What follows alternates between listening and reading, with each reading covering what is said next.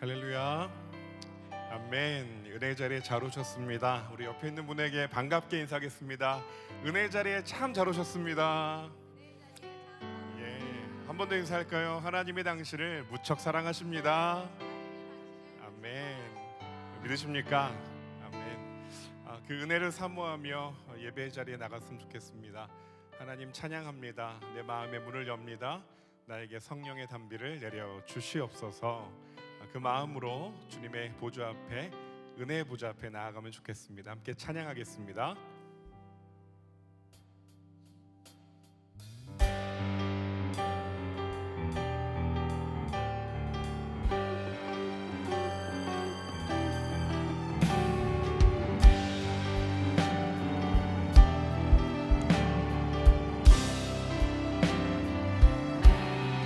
사모하는 심령으로 고백하면 좋겠습니다. 빈들의 마른 풀같이 시들은 나의 영혼, 주님이 약속한 성령 간절히 기다리네. 가물어 메마른 땅에 단비를 내리시듯 성령의 담비를 부어 새 생명 주옵소서. 아멘. 우리 사모하는 심령 고백하며 다시 한번 처음부터 고백하겠습니다. 빈들의 마른 풀같이, 빈들의 마른 풀같이 시들은 나의 영혼, 주님이 약속한 성령 간절히 기다리네. 가물어 메마른 땅에 단비를 내리시듯 성령의 담비를 부어 새 생명. 우리 2절로 고백합시다. 반가운 빗소리, 반가운 빗소리 들려 산천이 춤을 추네. 봄비로 내리는 성령 내게도 주옵소서. 가물어 메마른 땅에 단비를 내리시듯 성령의 담비를 부어 새 생명 주옵소서. 가물어 메마른 땅에, 가물어 메마른 땅에 담비를 내리시듯 성령의 담비를 부어 새 생명 주옵소서.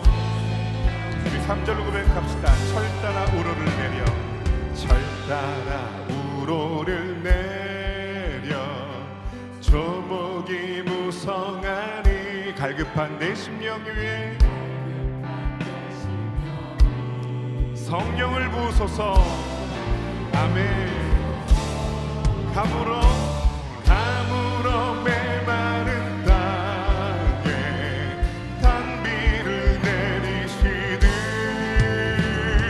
성령의 담비를 부어 새 생명 주옵소서. 가물어 메마른 땅에, 가물어 메마른 땅에 단비를 내리시듯 성령의 담비를 부어 새 생명 주옵소서. 참되신 사랑의 언약, 참되신 사랑의 언약 어길 수 있사오랴. 내 주님 오늘의 흡족하니 주실 줄 믿습니다. 아멘.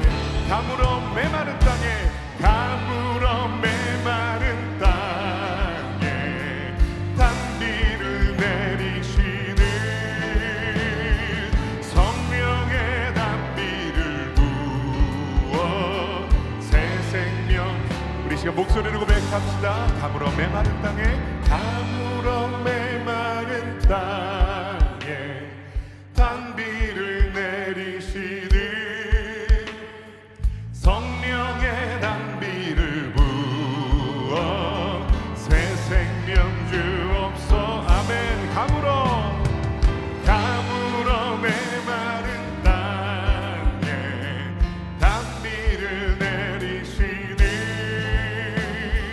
성령의 단비를 부어 새 생명. 우리 전심으로 한번 더 고백합시다. 가물어 메마른 땅에, 가물어 메마른 땅에 단비를 내리시는 성령의 단비를 부어 새 생명 주옵소. 성령의 단비를 부어, 성령의 단비를 부어 새 생명 주옵소. 새 생명 주옵소서. 새 생명 주옵소. 새 생명 주옵소서. 새 생명 주옵소서. 아멘. 성령의 단비를 내려 주시옵소서. 아멘. 우리를 절망에서 건져내신 그 놀라운 그 승리의 십자가 사랑, 이 시간 우리에게 임하길 소망합니다. 할렐루야.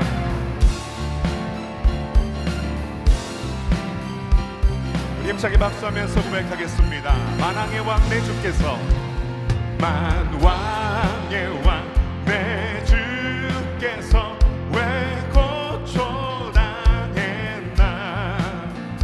이 벌레 같은 날 위에 그 보혈. 우리 다시 한번 처음부터 고백합시다. 만왕의 왕, 만왕의 왕 내 주께서 왜 고초당했나.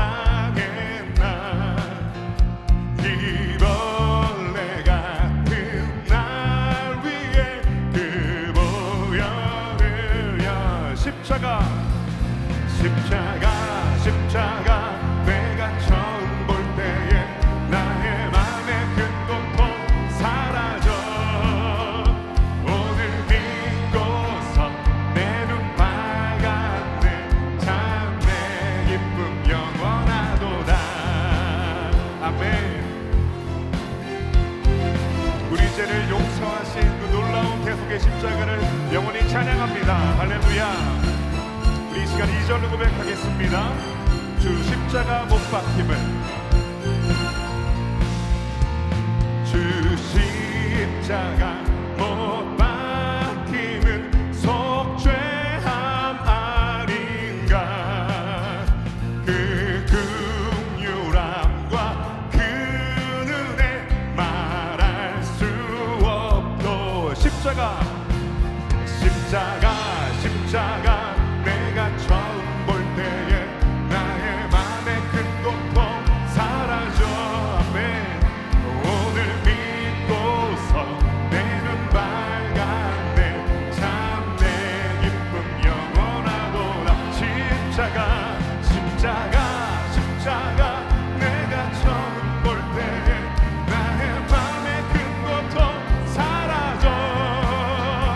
오늘 믿고서 내 눈 밝았네. 참 내 기쁨 영원한. 3절입니다. 늘 울어도, 늘 울어도 그 은혜 다 갚을 수 없네. 나 주님께 몸 바쳐서 주의 일. 우리 다시 한번 고백합니다. 늘 울어도, 늘 울어도 그 은혜 다 갚을 수 없네. 나 주님께 주의 일 힘쓰겠습니다. 아멘. 선포합시다. 십자가, 십자가, 십자가 내가 처음 볼 때에 나의 맘의 큰 고통 사라져, 사라져. 오늘 믿고서 내 눈 밝았네. 참 내 기쁨. 우리 목소리로 선포합시다. 십자가, 십자가 내가 처음 볼 때에 나의 맘의 큰 고통 사라져. 아멘. 오늘 믿고서 내 눈 밝았네. 참 내 기쁨 영원하도다. 십자가 내가 처음 볼 때에 나의 맘의 큰 고통 사라져.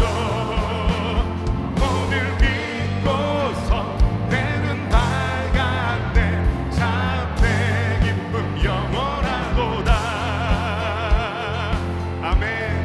그 놀라운 사랑의 십자가, 그 능력의 십자가가 우리를 고통에서 자유케 하였고 우리를 죄에서 자유케 하였고 우리의 삶의 새로운 길을 연 줄 믿습니다. 여러분 믿으십니까? 아멘. 주님께 영광의 박수로 찬양합니다. 할렐루야. 아멘. 감사합니다.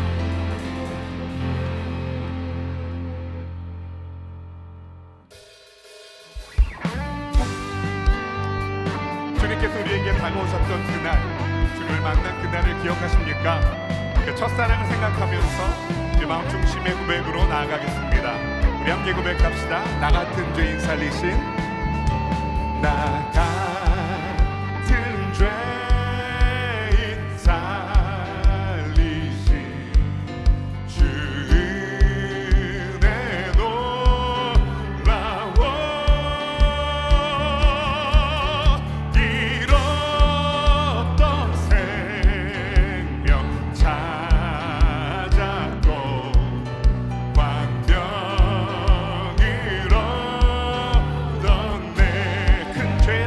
건지신 큰 죄악에서 건지신 주 은혜 고마워. 나 처음 믿는 그 시간 귀하고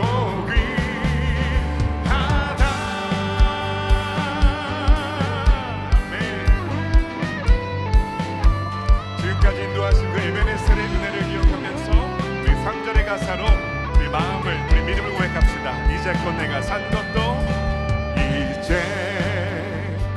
내가 산 것도 주님의 은혜라. 또 나를 장차 본향에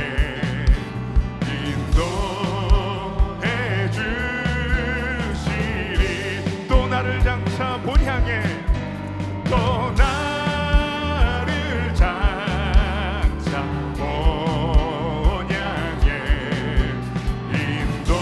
인도해 주시리.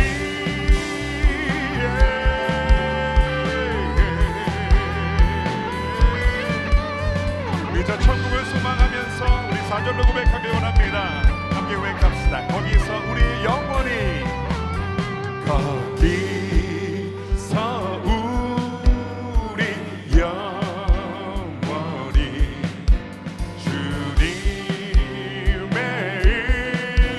은혜로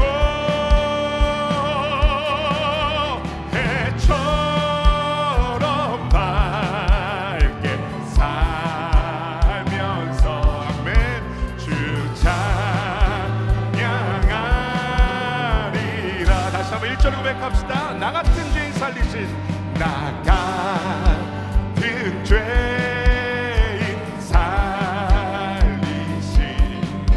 주 은혜 놀라워. 잃었던 생명 찾았고 광명으로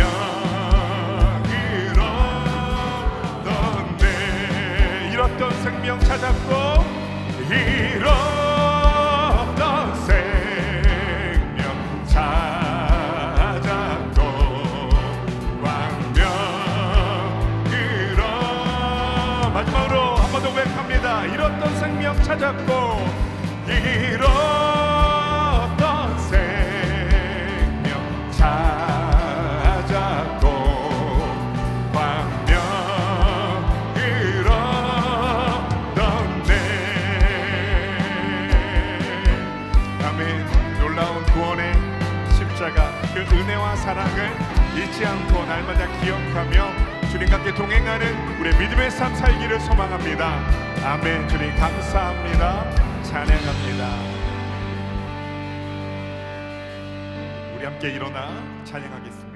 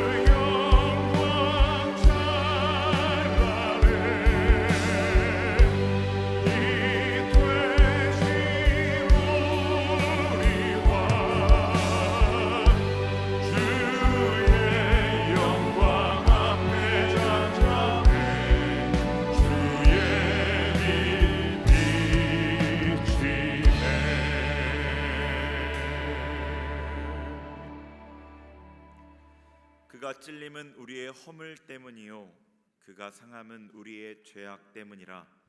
그가 징계를 받음으로 우리는 평화를 누리고 그가 채찍에 맞음으로 우리는 나음을 받았도다. 우리는 다 양 같아서 그릇 행하여 각기 제 길로 갔거늘 여호와께서는 우리 모두의 죄악을 그에게 담당시키셨도다. 아멘. 만민의 구원자가 되시는 하나님, 죄인된 우리를 구원하시려고 아들을 내어주신 하나님의 그 크신 사랑에 감사드립니다. 예수님의 몸이 찢기심으로 하늘 문이 열렸으니 천상에서의 예배가 이곳에서 드려지게 하시고 주님의 이름만 높여지는 예배 되게 하옵소서. 예수님의 이름으로 기도합니다. 아멘. 만복의 근원 하나님, 홍매성 찬송 내리고 저 천사여 찬송하세. 찬송 성례 성자 성령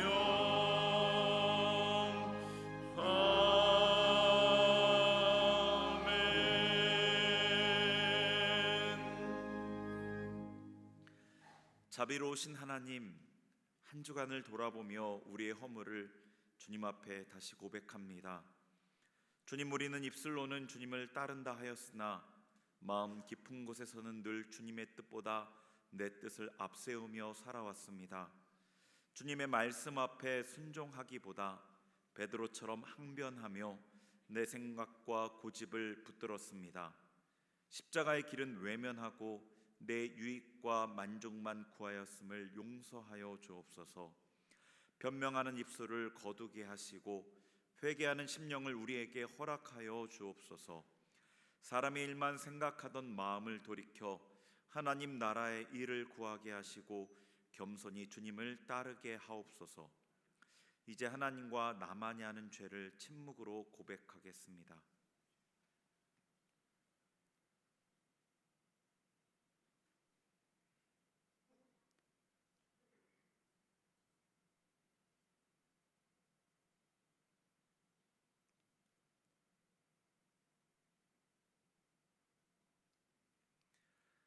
만일 누가 죄를 범하면 하나님 앞에서 우리에게 대언자가 있으니 곧 의로우신 예수 그리스도시라.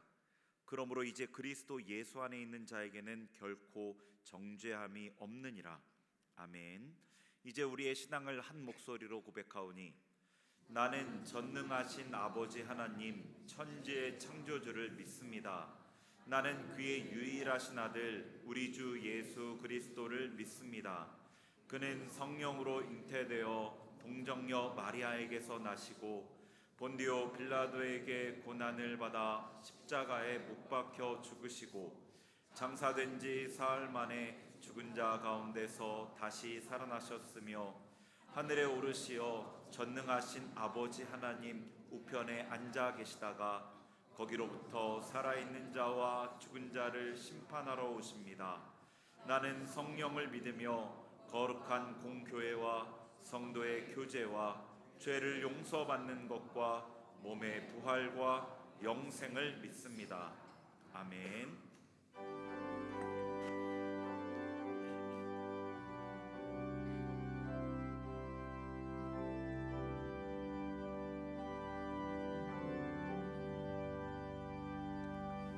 큰 영광 중에 계신 주 나 찬송합니다.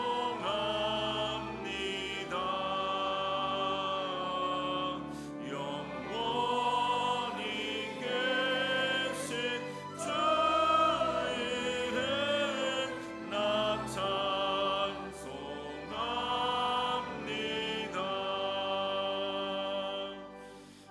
한없이 크신 능력을 나 찬송합니다.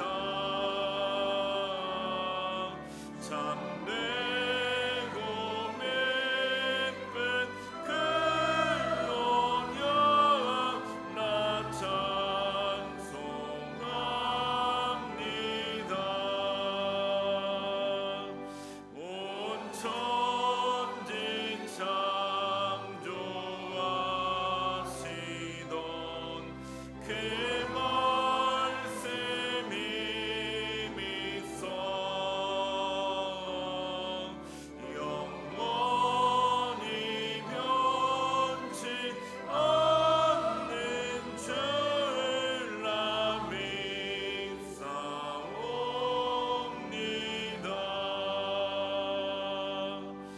그 온유하신 주임성 날 불러주시고 그 품에 품어 주시니 나 찬송합니다.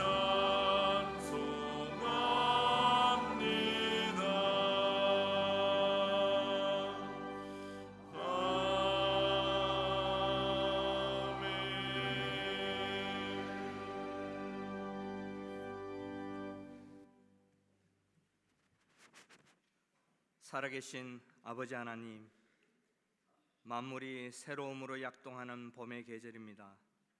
모든 나무와 들판이 이제 찾아올 새 손님을 맞을 준비를 하고 있습니다. 사랑하는 삼대의 모든 성도들이 마음 모아 뜻 모아 올려드리는 예배를 받아 주옵소서. 저희 삼대의 모든 성도들이 이어가고 있는 성경 통독을 통해 사순절의 의미와 주님의 고난을 깊이 묵상하게 하시니 감사합니다. 말씀 앞에 서면 설수록 내 속에 애국적인 요소가 얼마나 많은지 고백하지 않을 수 없습니다. 이스라엘 민족을 출애굽하는 데는 하룻밤밖에 걸리지 않았으나 그 속에 애국적인 요소를 제거하는 데는 40년이라는 세월이 필요했다는 것을 이제 조금 깨닫습니다. 세계를 경영하시는 주님, 온 세계는 지금 전쟁과 난리로 하루도 평안할 날이 없습니다. 지구 반대편의 일이 저희와 직접적인 상관이 있는 일이 되었습니다. 패권주의의 기득권을 지키려는 자와 대항하는 자의 명분 없는 싸움에 무고한 백성들이 죽임을 당하고 있습니다. 이 명분 없는 전쟁들이 하루속히 종식되어 고통으로 얼룩진 백성들의 눈물을 닦아주시길 소망합니다. 풍랑이는 배 위에서 주무시던 주님, 우리도 인생이라는 배의 고물 끄트머리에 예수님을 눕혀놓고 있지는 않는지요? 주님이 내 삶의 주인이라 하면서 고난의 상황에 호출되는 해결사는 아니었는지 돌아봅니다. 새롭게 시작되는 연령별 공동체에 주님의 은혜를 구합니다. 6개의 공동체가 각자의 달란트로, 각자의 색깔로 서로 유기적으로 잘 어우러져 삼덕의 모든 성도들 중 한 사람도 예외 없이 공동체의 일원이 되기를 원합니다. 이제 첫 모임을 가졌사오니 더욱 모이기를 힘쓰며 모일 때마다 주님이 하신 일들을 자랑하게 하시며 서로의 연약함을 위해 기도하는 공동체가 되게 하옵소서. 회당장 야이로의 딸을 살리신 주님, 지금도 가쁜 호흡을 쉬며 주님의 구원의 날만 바라보는 성도들이 있습니다. 달리다 쿰 일어나라는 이 한마디면 족하겠나이다. 그리하여 치유의 역사가 남의 이야기가 아니라 나의 고백이자 이야기가 되게 하여 주옵소서. 북중미 선교사 권역대회로 출타 중이신 담임 목사님 일행을 지켜주시고 모든 일정이 주님의 선하신 뜻 안에서 순적하게 이루어지게 하시며 그 선교지의 현황을 잘 살피어 안전하게 귀국하게 하옵소서. 이제 말씀을 받습니다. 전하시는 목사님께 성령의 감동 감화가 있게 하시며 듣는 저희들 또한 성령의 깨닫게 하심과 행하게 하심이 함께 하셔서 한 주간 이 말씀이 온전히 이루어지게 하옵소서. 교사로, 찬양으로, 차량 봉사로, 각양각색의 모양으로 섬기는 모든 손길들 위해 주님의 충만하신 은혜와 감사가 늘 넘치길 원하오며 거룩하신 우리 주 예수 그리스도의 이름으로 기도드립니다.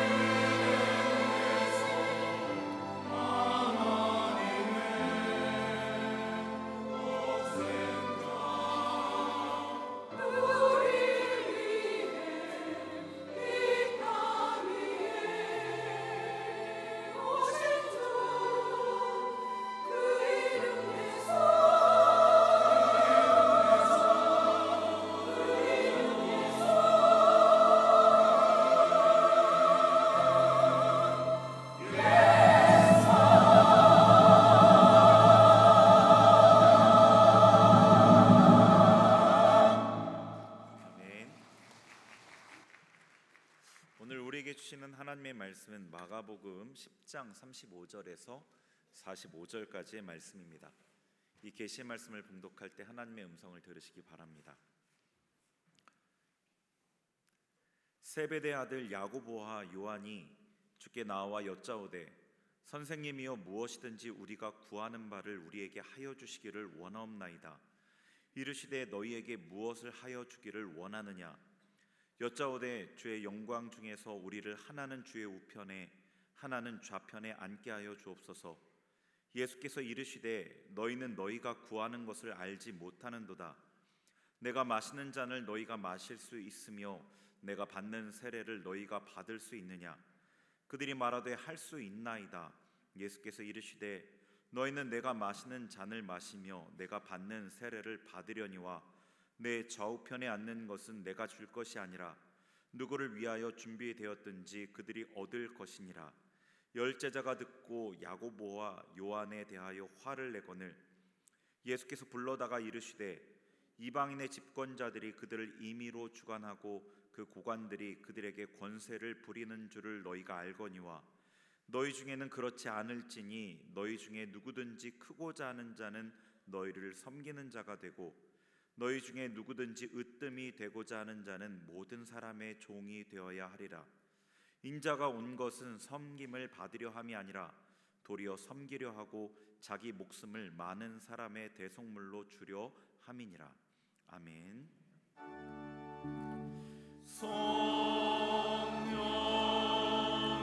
우리 하나님 내 귀를 열어 말씀 듣게 하소서. 오직 주의 말씀만 영원히 빛나리이다.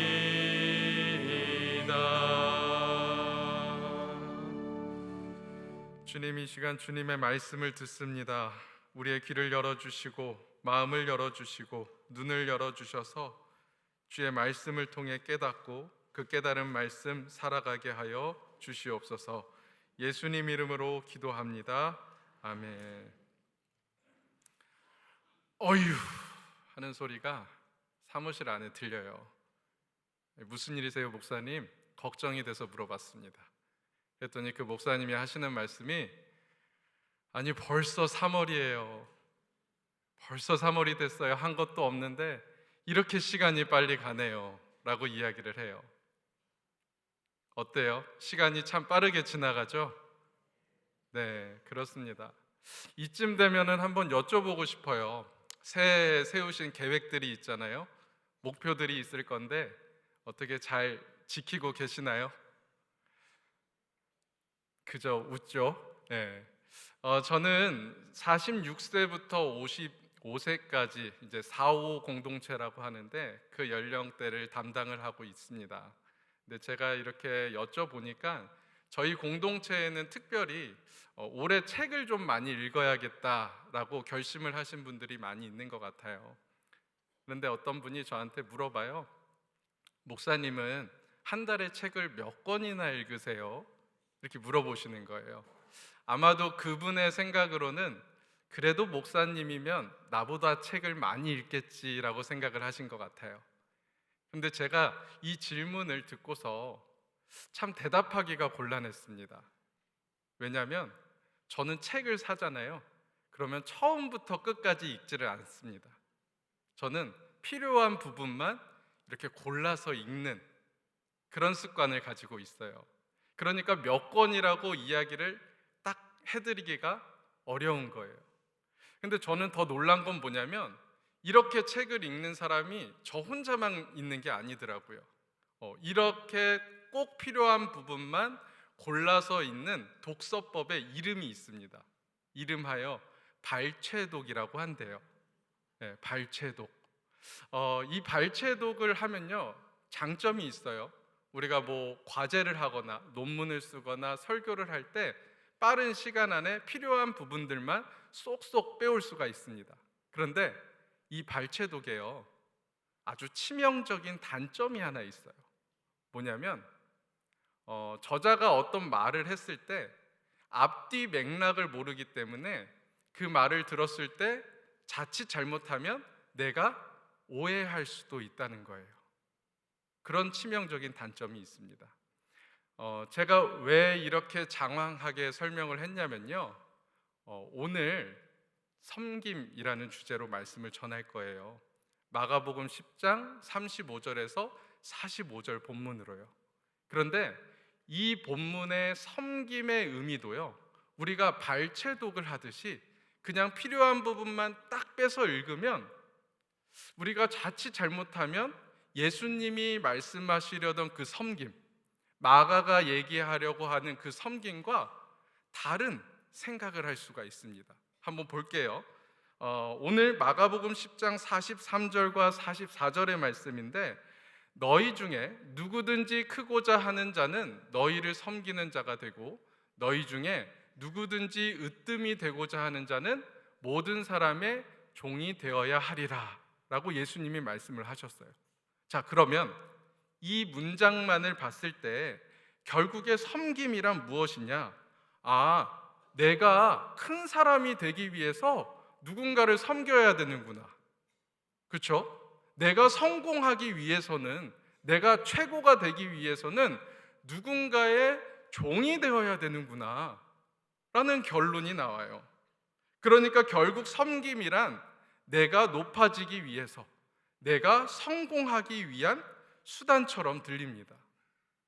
정말 섬김이 내가 높아지기 위한 목적이 돼도 괜찮을까요? 자, 그러면 이어지는 예수님의 말씀을 한번 보겠습니다. 45절이에요. 인자가 온 것은 섬김을 받으려 함이 아니라 도리어 섬기려 하고 자기 목숨을 많은 사람의 대속물로 주려 함이니라. 자, 이것도 그냥 툭 떼어놓고 보면, 아니, 예수님도 그러면 결국에 자기가 높아지려고 우리를 섬겨주셨나? 아니, 결국에 예수님도 자기가 영광을 받으시려고 제자들의 발을 씻어주시고 십자가에 못 박혀서 죽으신 건가? 라는 결론이 나와요. 이 결론 어딘가 매우 이상하고 어색하지 않습니까? 저는 그래서 이 섬김의 의도, 예수님이 말씀하신 이 섬김을 우리가 제대로 이해하기 위해서는 아까 말씀드렸죠, 서문, 머릿말 같은 것들을 한번 읽어봐야 돼요. 왜냐하면 우리가 책을 읽을 때 머릿말만 읽어도요, 대충 이 저자가 무엇을 말하려고 하는지를 알 수 있거든요. 그런데 마가복음에 머릿말이 있나요? 없죠. 그래서 저는 이 마가복음을 쓴 저자, 마가가 과연 어떤 사람이었는지, 어떤 배경을 가졌는지, 그리고 어떤 경험에서 이런 이야기를 했는지, 그거를 우리가 성경 곳곳에서 단서를 찾아서 이 말씀을 읽게 되면, 섬김이라는 것이 이거였구나, 예수님이 말씀하시려는 섬김이 바로 이거였구나라는 메시지가 우리한테 정확하게 올 수 있지 않을까요? 그래서 마가에 대한 이야기를 좀 해보려고 해요. 여러분, 마가가 성경에 본격적으로 등장하는 것은 사도행전입니다. 교회가 이 땅에 세워지고요, 그 초대교회에 아주 큰 프로젝트가 하나 열렸어요. 뭐였을까요? 선교 여행이었어요. 교회가 처음으로 선교 여행을 떠납니다. 많은 사람들이 이 선교 여행에 대해서 기대했을 거예요. 그리고 기도했을 겁니다. 그리고 물질로 후원하는 사람들도 있었어요. 그리고 이 선교 여행을 떠날 세 사람을 뽑습니다. 누구였죠? 바나바, 바울, 그리고 마가. 사람들이 이들을 기도해 주고요, 선교지로 파송을 합니다. 그런데요, 선교를 나간 지 얼마 안 돼서 한 사람이 돌아와요, 집으로. 그게 누구였을까요? 마가였어요. 성경이 왜 마가가 돌아왔는지, 왜 마가가 중도 포기를 할 수밖에 없었는지에 대해서 그 이유를 정확하게 설명해 주지는 않지만, 우리가 확실히 알고 있는 것은 마가는 선교를 하러 갔다가 중간에 포기하고 집으로 돌아온 사람이었어요. 여러분이 마가가 되었다고 한번 생각을 해보세요. 이들을 파송한 게 안디옥 교회인데, 여러분들은 안디옥 교회에 다시 여러분들이 마가라면 가서 예배 드릴 수 있겠습니까? 사람들이 마가를 어떻게 봤을까요? 아이고, 저 나이도 젊은데 저 뭐가 힘들다고 저렇게 그것도 못 견디고 이렇게 집으로 도망치듯 돌아와? 아마도 마가에게는 꼬리표가 하나 달렸을 거예요. 중도 포기자, 실패자, 연약한 사람. 제가 마가였다면 저는 안디옥 교회에 안 갔을 것 같아요. 그냥 근처에 다른 교회 찾아서 새가족 등록해서 신앙생활 했을 것 같습니다. 그런데 이 마가의 어려움이 여기서 끝나질 않습니다. 바나바와 바울이 선교 여행을 잘 했어요. 은혜롭게 마쳤습니다. 그리고 교회에 돌아왔어요. 그런데 이 초대교회의 두 기둥과 같은 존재인 바나바와 바울이요, 크게 다툽니다. 그래서 초대교회가 혼란에 빠져요. 왜 그랬을까요? 두 번째 선교 여행을 앞두고 이 마가를 데리고 가느냐, 데리고 가지 않느냐를 두고 바나바와 바울이 크게 다툽니다. 그래서 마가는 또 다른 꼬리표가 달려요. 트러블 메이커, 문제를 일으키는 사람, 함께 동역하기 어려운 사람이라는 꼬리표가 달립니다. 그래서 그런지요, 마가복음은요, 다른 복음서와는 조금 다른 분위기가 하나 있습니다. 뭐냐면, 어떤 사람들에 대해서 얘기할 때, 이게 뭐 바리새인이든 서기관들, 그 뭐 중요하지 않고요. 심지어 예수님의 가장 최측근이었던 제자들까지도 그 부끄러운 모습들을 그대로 보여줘요. 그들이 실수했던 것, 잘못했던 것을 어떠한 것도 꾸미지 않고요, 직설적으로 이야기를 합니다. 예를 들어서 이런 거예요. 똑같은 사건을 보더라도 제자들이 뭔가를 잘못했다. 그러면 다른 복음서에는 선지자의 예언을 이루게 함이었더라 라고 완충적인 메시지를 붙이거나, 아니면 제자들은 아직 깨닫지 못하였더라 라는 그런 이 부끄러움들을 살짝 감출 수 있는 뭔가의 장치를 심어 놓습니다. 오늘 이 본문도요, 마태복음에 똑같이 기록되어 있는데 한 가지 다른 게 있어요. 우리를 예수님의 좌우편에 앉게 해주세요라고 요청했던 사람이 야고보와 요한이 아니라 마태는 이들의 어머니라고 이야기를 합니다. 그런데 마가는요, 야고보와 요한이 이렇게 요청을 했다. 그냥 직설적으로 이야기를 해요. 애둘러서 말하지 않습니다. 저는 여기에 마가의 의도가 있었다고 봐요. 왜 그랬을까요? 마가는 너무나 잘 알고 있었어요. 하나님의 일은 내 능력으로 하는 게 아니구나. 내 의지로 하는 게 아니구나. 마가 자신이 그 실패한 길을 걸어봤거든요. 내 힘으로, 내 의지로, 내가 마음먹은 것으로 했다가 얼마나 실패를 경험했는지 그거를 누구보다 마가는 잘 알았거든요. 그래서 마가는 하나님의 일은 사람이 하는 게 아니다 라는 것을 제자들의 민낯을 통해서 보여주고 있는 겁니다. 그래서 오늘 본문에 나오는 야고보와 요한의 모습을 우리에게 그대로 보여주고 있어요. 심지어 나머지 10명의 제자들의 모습까지도 여과 없이 민낯을 드러냅니다. 한번 볼까요? 야고보와 요한이 예수님께 말합니다. 선생님이여, 무엇이든지 우리가 구하는 바를 우리에게 하여 주시기를 원하옵나이다.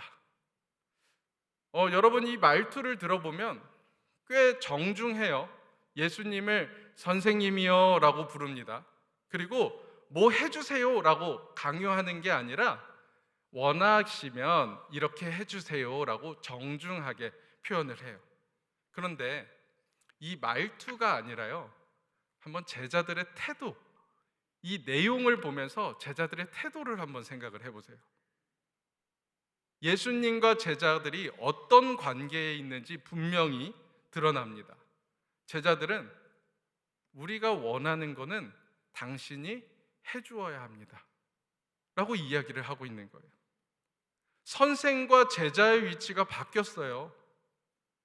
자, 이들이 요구한 것이 무엇이었죠? 37절입니다. 주의 영광 중에서 우리를 하나는 주의 우편에 하나는 좌편에 앉게 하여 주시옵소서. 문제는 기도의 내용이 아니라 태도입니다. 결국 이 요청의 중심에는 예수님이 나의 주인이다가 아니라 내가 예수님의 주인입니다라는 마음이 담겨져 있어요. 여러분, 우리도 이렇게 기도하고 있지는 않습니까? 주님, 왜 내가 기도한 대로 이루어지지 않나요? 내가 하나님보다 더 많이 알고 있다고 생각하는 거예요. 주님, 왜 저 악한 사람을 심판하지 않으십니까? 그 기도 속에는 내가 하나님보다 선하다는 생각이 들어 있습니다.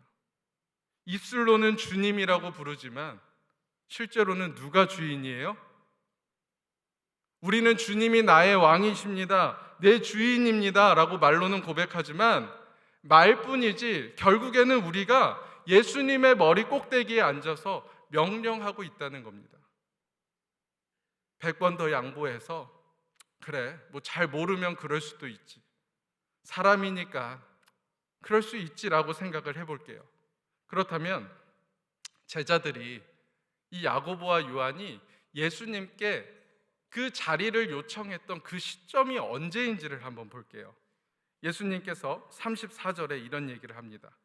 그들은 능욕하며 침뱉으며 채찍질하고 죽일 것이나 그는 3일 만에 살아나리라 하시니라. 예수님이 제자들에게 말씀하고 있어요. 나 이제 곧 채찍질 당하게 될 거야. 나 이제 곧 사람들이 나를 모욕할 거야. 나에게 침을 뱉을 거야.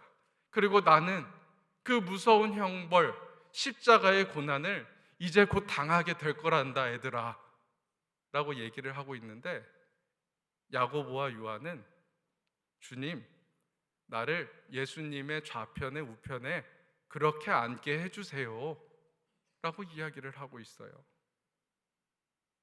이건 단순히 이기적인 태도가 아닙니다. 예수님은 십자가의 고난에 대해서 얘기하고 있는데 제자들은요, 전혀 그 고통에 대해서 공감하지 못하고 있어요.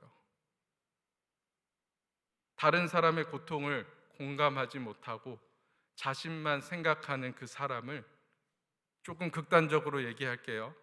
현대의학 용어로 우리는 반사회성 인격장애, 소시오패스라고 부릅니다. 그럼 우리는 그들과 다르기 때문에 야고보와 요한이 잘못했다고 비난할 수 있을까요? 다른 제자들을 한번 보죠. 41절입니다. 10 제자가 듣고 야고보와 요한에 대하여 화를 내거늘. 여러분, 이 화는 어디에서부터 시작된 분노일까요? 야, 야고보와 요한, 니네가 그러고도 사람이야? 지금 예수님께서 고난을 당해서 죽게 생겼는데 니네는 지금 이 시점에서 꼭 그런 얘기를 해야 돼? 니네 지금 정상적인 생각을 하고 있는 거야? 라고 생각하는 거룩한 분노에서 이 화가 나왔을까요? 아니요. 다른 화였어요. 야, 나도 얘기하려고 그랬는데, 아니 우리랑 상의도 없이 니네가 그 좋은 자리를 다 차지하겠다고? 야, 이건 너무한 거 아니야? 야고보와 요한만 문제가 있는 게 아니라 나머지 10명의 제자들도 똑같은 욕망이 있었던 거예요. 언제 말할지 타이밍만 보고 있었는데 선수를 빼앗긴 것이죠.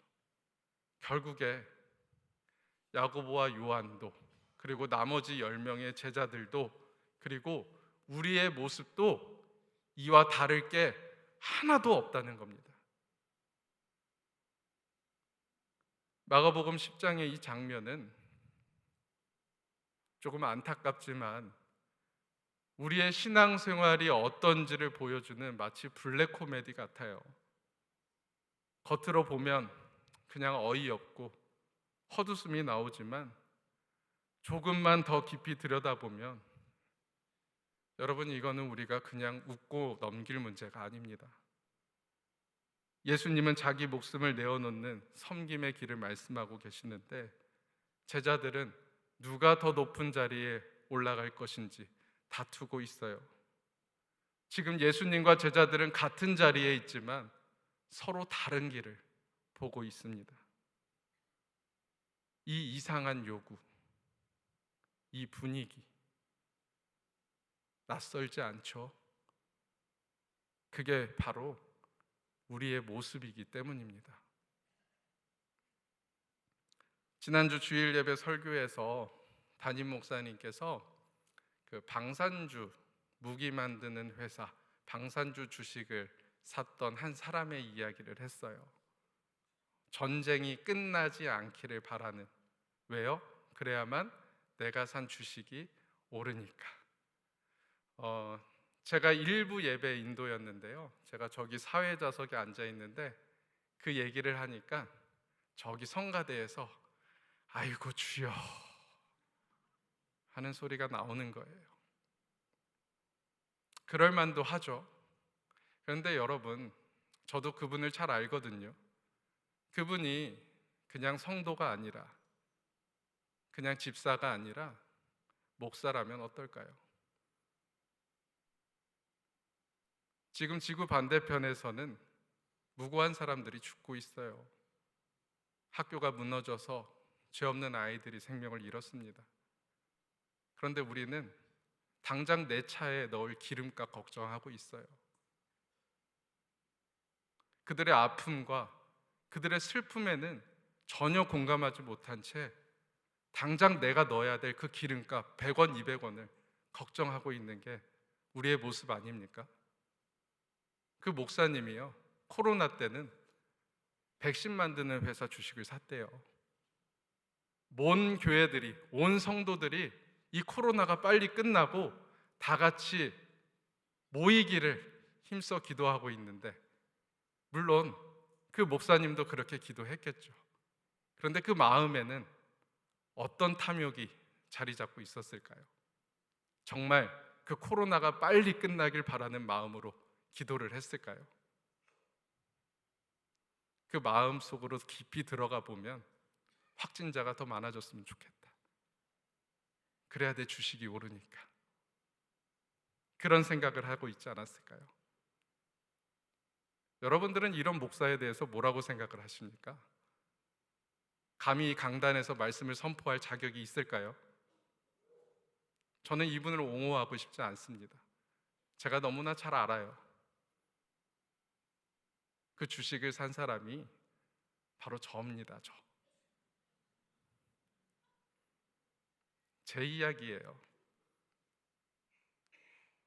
저는 그때 비로소 제 진짜 모습을 보게 되었습니다. 그 얼마 되지도 않는 몇만 원 때문에 탐욕에 눈이 멀어서 다른 사람의 아픔이나 감정 따위는 중요하지 않고 오로지 내 눈앞에 있는 이익만 쫓고 있는 내 모습. 내 이익 앞에서는 예수님의 고난도, 십자가의 죽음도 아무 감정 없이 흘려보내는 그 모습. 저는 오늘 제자들의 모습 속에서 저의 모습을 보았습니다. 여러분, 예수님은요, 이렇게 섬길 수 있는 사람을 섬기지 않았습니다. 도저히 납득할 수 없는 사람들을 우리 예수님께서는 섬겨주셨습니다. 그 섬김은 그들의 부족함을, 그들의 욕심을, 그들의 욕망을 그대로 받아주시는 섬김이었어요. 예수님은 책망하지 않으셨습니다. 너희들 정상이냐? 너희들 지금 제정신이냐? 책망하시면서 그들을 꾸짖지 않으셨습니다. 그냥 기다려 주셨습니다. 스스로 깨달아 알게 되기까지 묵묵히요. 제자들은 끝내 이해하지 못했습니다. 여전히 지금 자기 자리만 바라보고 있습니다. 답답하리만큼 변하지 않는 제자들에게 주님께서는 마지막으로 가장 강력한 언어를 사용하셨습니다. 말이 아니라 죽음으로 보여주셨습니다. 그게 무엇입니까? 바로 이 십자가입니다. 자신의 생명을 내어놓고 이 십자가의 죽음을 통해서 얘들아, 이것이 섬김이다 라는 것을 몸소 보여주셨어요. 결국 이 놀라운 섬김이 야고보와 요한을 변하게 만들었습니다. 그 변하지 않을 것 같던 제자들이 변하기 시작했어요.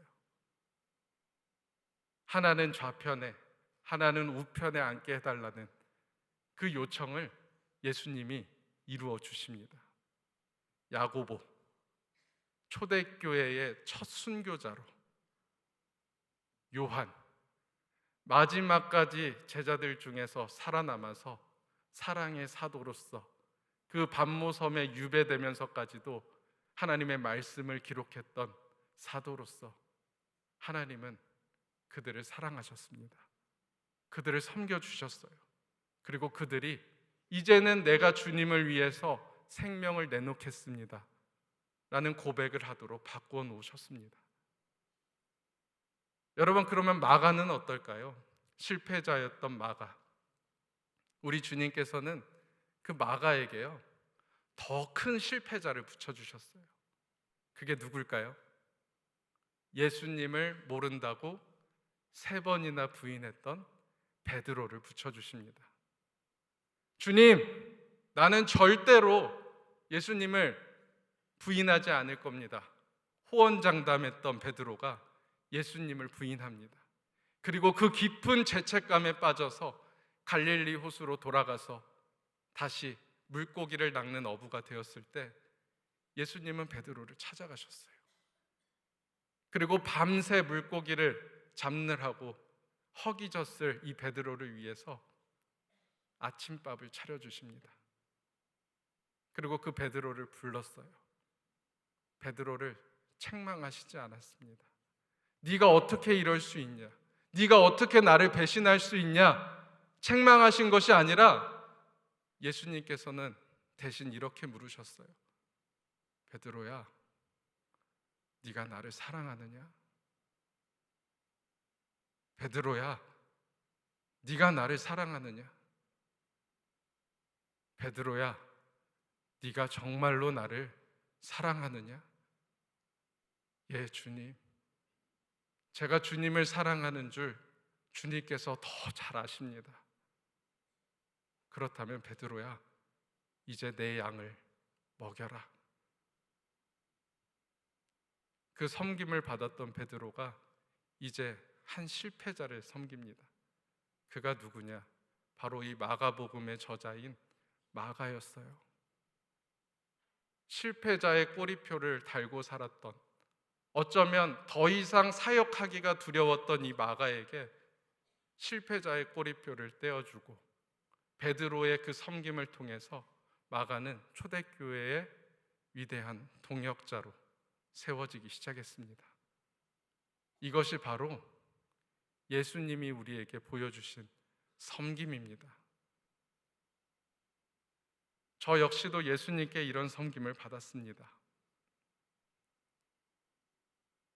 한 영혼에 대해서 정말 슬퍼하고 누구보다 기도해야 할, 하지만 그렇게 하지 못하는 저에게 예수님은 이렇게 말씀하시는 것 같았어요.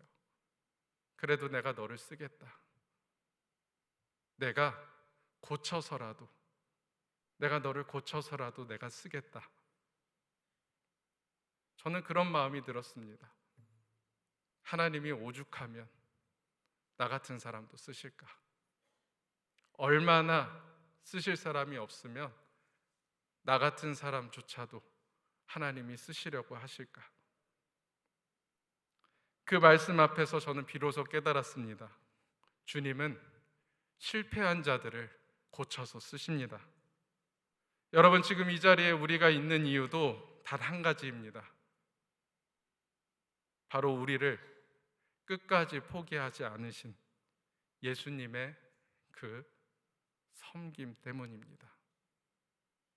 여러분, 우리는 착각하면 안 됩니다. 너희도 섬기는 자가 되라. 예수님이 말씀하신 이 섬김은 우리가 마음 먹는다고 되는 게 아니에요. 내 의지로 결단해서 내가 누군가를 섬겨야지, 그렇게 결단해서 섬길 수 있는 일이 아닙니다. 이 섬김의 시작은요, 주님의 말씀의 그 복음빛 앞에 내가 어떤 사람인지 철저하게 깨닫는 것으로부터 시작이 됩니다. 내가 어떤 사람인지, 내가 얼마나 연약한 사람인지, 내가 주님의 자녀로 얼마나 부끄러운 사람인지를 깨달아야만 우리는 주님이 말씀하신 섬김을 살아갈 수가 있습니다. 그렇다면 이제 우리는 이런 고백을 할 수밖에 없어요. 주님, 나는 결국 이런 사람입니다.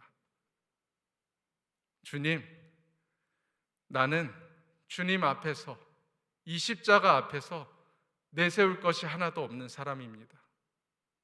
주님, 나는 죄인입니다. 내가 섬김받을 자격이 없다는 것이 깨달아질 때 비로소 우리 눈에 이 십자가가 보이게 될 줄을 믿습니다. 그래서 십자가를 경험한 사람은 결코 누군가를 비난하거나 정죄할 수 없습니다.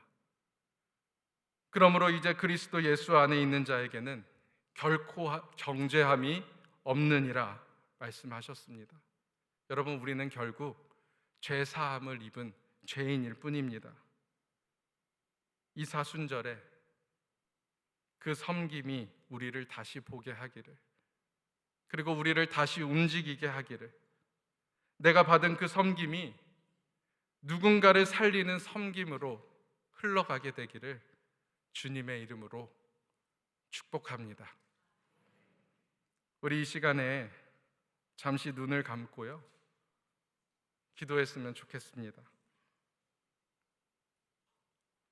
우리의 모습을 십자가 앞에 비추어 보셨으면 좋겠어요. 내가 어떤 사람인지, 어떤 마음으로 살아왔는지 이 시간 잠시 돌아보도록 하겠습니다.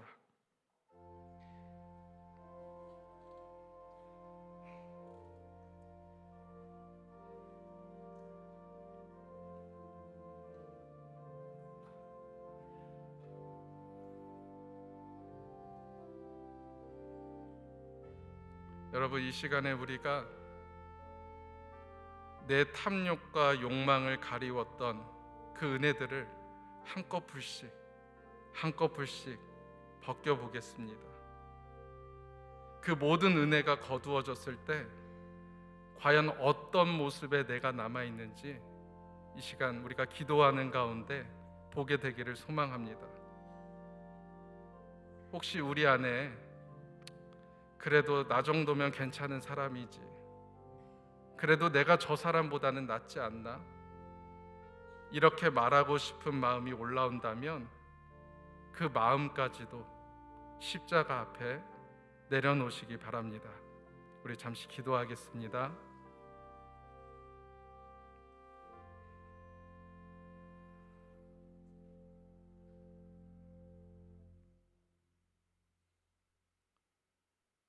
주님, 우리는 주님을 따르기보다 주님을 이용하려 했던 사람들입니다. 내 뜻을 이루기 위해 기도했던 우리의 교만을 용서하여 주시옵소서. 십자가를 볼 때마다 내 죄가 드러나게 하시고 자격 없는 나를, 보잘것없는 나를 섬기고 구원하여 주신 주님의 은혜를 누리게 하여 주시옵소서.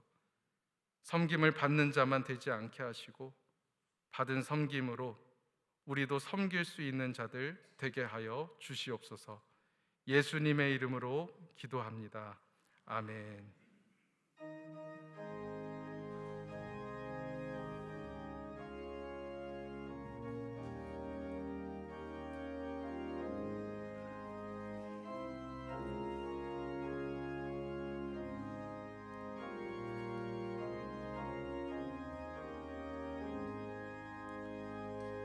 십자가를 질 수 있나 주가 물어보실 때 죽기까지 따르오리. 성도 대답하였다.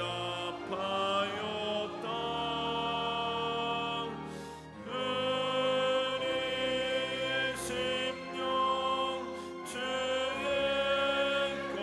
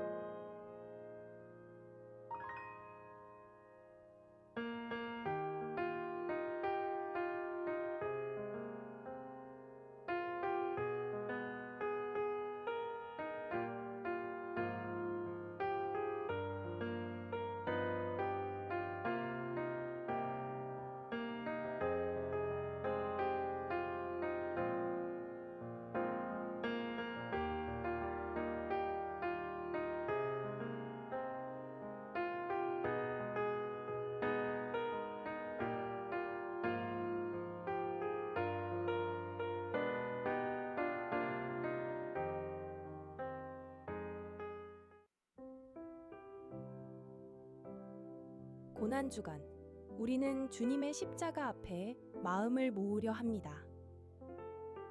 금식은 단지 음식을 끊는 행위가 아닙니다. 하나님 앞에서 자신을 낮추고 하나님을 더 간절히 찾기 위해 욕구를 내려놓는 신앙의 실천입니다. 금식은 이렇게 고백하게 합니다. 주님, 저는 하나님이 더 필요합니다. 고난주간은 3월 30일 월요일부터 4월 4일 토요일까지입니다. 이 한 주간 특별 새벽 기도회와 한 끼 금식으로 함께 주님께 집중합니다. 성금요일은 4월 3일 금요일입니다. 오전 9시부터 오후 3시까지 주님께서 십자가에 달리신 시간을 기억하며 온 성도가 함께 금식과 기도로 나아갑니다. 금식은 우리를 겸손하게 하고 기도를 깊게 하며 하나님을 더 사모하게 합니다. 참여가 어려운 분들은 미디어 절제, 간식, 커피 절제, 소식 등으로 함께 동참하실 수 있습니다. 금식 신청은 3월 27일 금요일까지 받습니다. 고난주간 우리 함께 주님 앞에 서겠습니다. 주보의 QR로 참여해주세요. 네, 사순절 금식 신청을 이번 주 금요일까지 받습니다. 주보에 보면요, QR코드로 나와 있는데 지금 스마트폰이 있으신 분들은, 그리고 가능하신 분들은 잊기 전에 지금 이 QR코드를 읽으셔서 사순절 금식에 동참해 주시면 감사하겠습니다. 담임 목사님께서는 현재 코스타리카에서 열리는 총회 세계 선교부 북중미 권역 선교사 대회에서 설교를 하시고 또 선교지 방문을 하고 있습니다. 안전하게 또 은혜로운 시간이 될 수 있도록 기도해 주시기 바랍니다. 그리고 연령별 공동체 샘모임이 오늘 오후 1시부터 3시까지 공동체별 지정 장소에 있습니다. 많은 참여 바랍니다. 오늘 세 가족이 있죠. 세 가족을 소개하도록 하겠습니다. 한치원 성도님, 네, 잠깐 자리에서 일어나시겠어요? 네, 그리고 김은혜 성도님, 네, 두 분 오셨습니다. 우리 환영의 박수 함께 하겠습니다. 기도하겠습니다. 사랑과 은혜가 많으신 하나님 아버지, 감사합니다.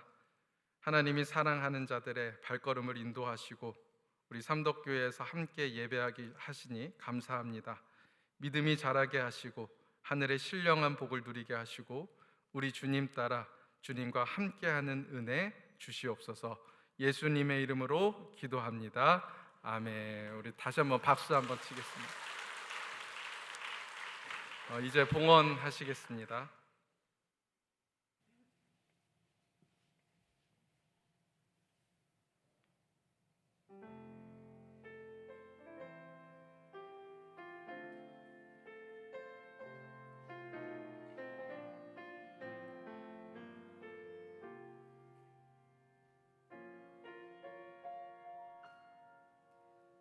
왜 나를 깊은 어둠 속에 홀로 두시는지, 어두운 밤은 왜 그리 길었는지,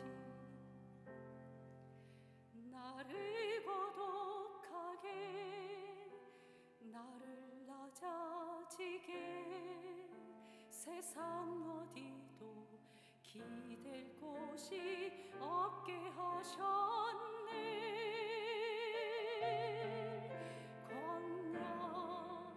광야에 서 있네.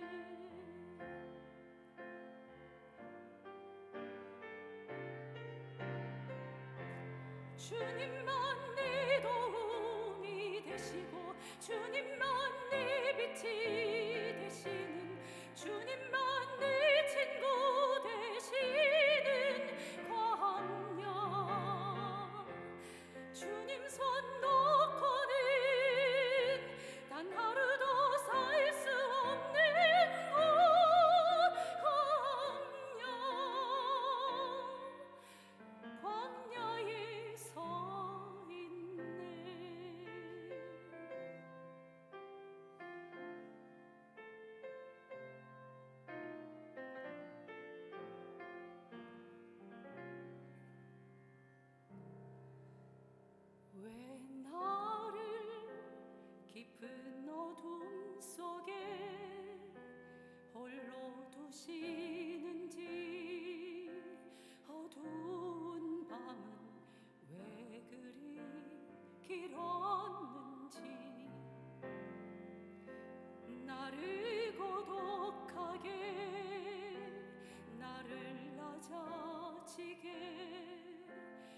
세상 어디도 기댈 곳이 없게 하셨네.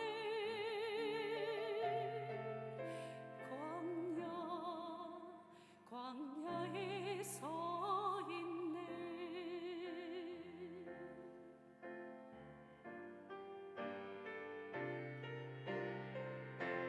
주님만 내 도움이 되시고 주님만 내 빛이 되시는 주님만 내 친구 되시는 광야.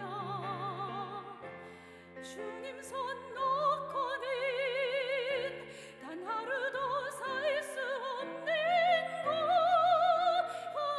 광야.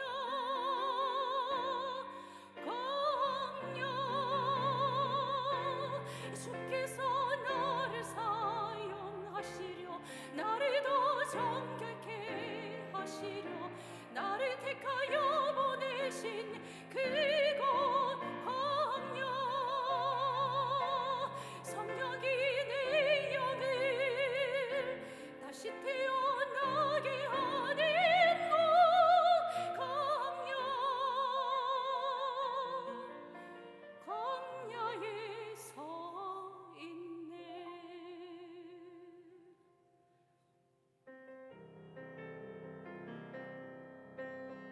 내 차가 산산이 깨지고 높아지려 했던 내 꿈도 주님 앞에 내어놓고 오직 주님 뜻만 이루어지기를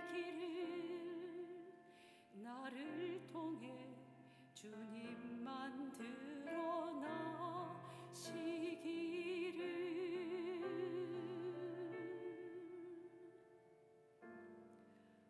드러나시기를. 광야를 지나며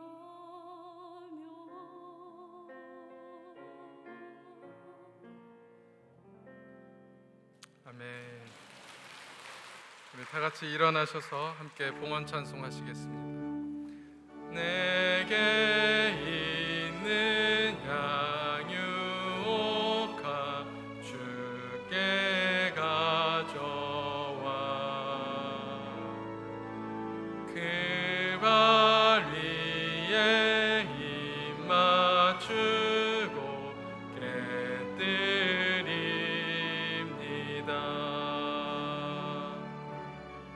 주님 다시 이 땅 위에 임하실 그때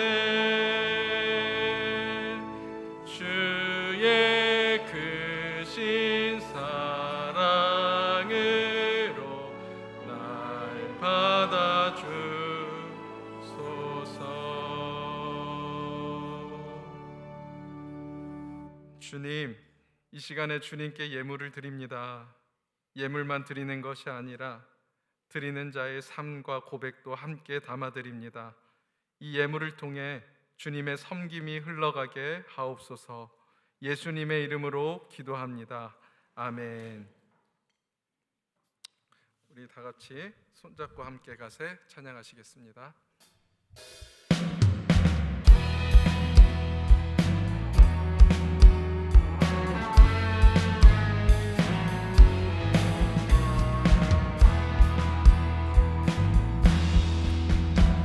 우리 걸어가는 이 길이 결코 처음 밟는 길은 아니야.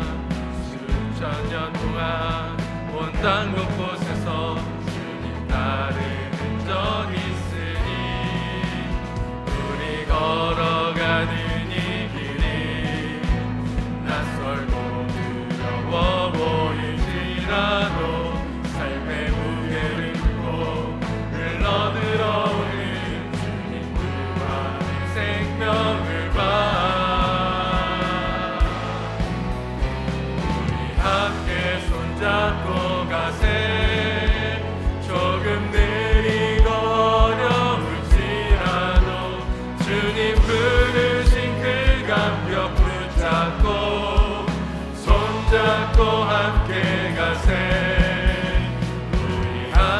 손잡고 가세. 때론 더디고 힘겨울지라도 주님 부르실 그날을 향하여 손잡고 함께 가세. 우리 함께 손잡고 가세. 조금 느리고 어려울지라도 주님 부르신 그 감격 붙잡고 손잡고 함께 가세. 우리 함께 손잡고 가세. 때론 더디고 힘겨울지라도 주님 부르신 그날을 향하여 손잡고 함께 가세.